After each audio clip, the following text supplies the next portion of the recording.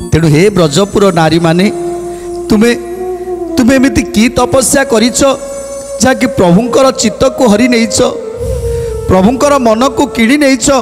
से तपस्या जदि ऋषि मुनि माने जदि सेही भली तपस्या करन्ते निश्चय प्रभुंक सानिध्य लाभ करि पारन्ते।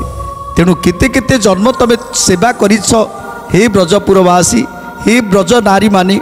आउ कौन कहउछन्ति उद्धव, तुंब मानकर गुण कही भई केते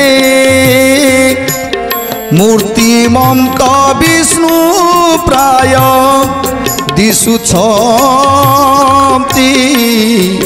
मोते।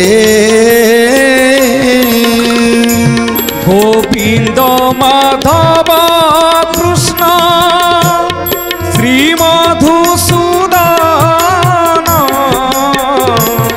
गोविंद माधव कृष्ण श्री मधुसूदन। आज उद्धव आखिरे लुह, आ उद्धव हाथ जोड़ी कहउछंती, हे गोपी माने तमे माने मते केवल विष्णु को सदृश देखा जाउछ।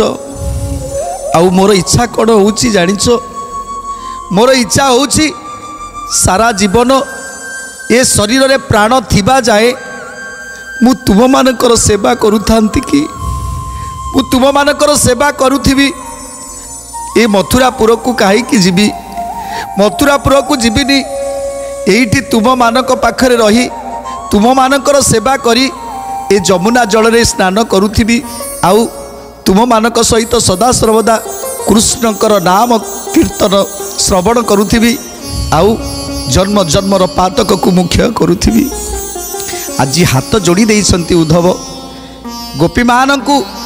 प्रभु कहउछंती, जो माने मोर भक्तर पाद तले पड़ी जाती, जो माने मोर भक्त को सेवा करती, मु सेमानक पाखरे सदा ऋणी रही जाए, सदा सर्वदा ता पाखे पाखे रही जाए, तार बस हो जाए मु। तेणु तेणु आज उद्धव सही कथा चिंता करुछंती, जे प्रभुंकर परम भक्त, जहाँ पाई प्रभुंक आखिरु लुह झरुची, तेणु से सामान्य नुहंती। तेणु आज उद्धव कहउछंती, आवर मथुरापुरे जीवी मुकी पाई, तुम्भ सेवा करुथिबी एही ठारे थाई। तुम्भ सेवा करुथिबी एही ठारे थाई, तुम्भ सेवा करुथिबी एही ठारे थाई। तुम्भ मुखु रामकृष्ण नाम शुणुथिबी, जमुना नदीर जले स्नान करुथिबी, जमुना नदीर जले स्नान करुथिबी, जमुना नदीर जले स्नान करुथिबी।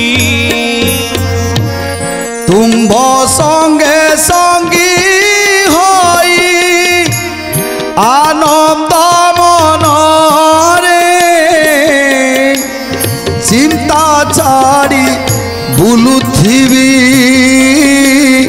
निकुंज बनरे, चिंता छाड़ी बुलुथिबी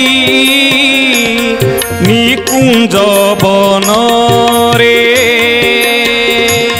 चिंता छाड़ी बुलुथिबी निकुंज बनरे।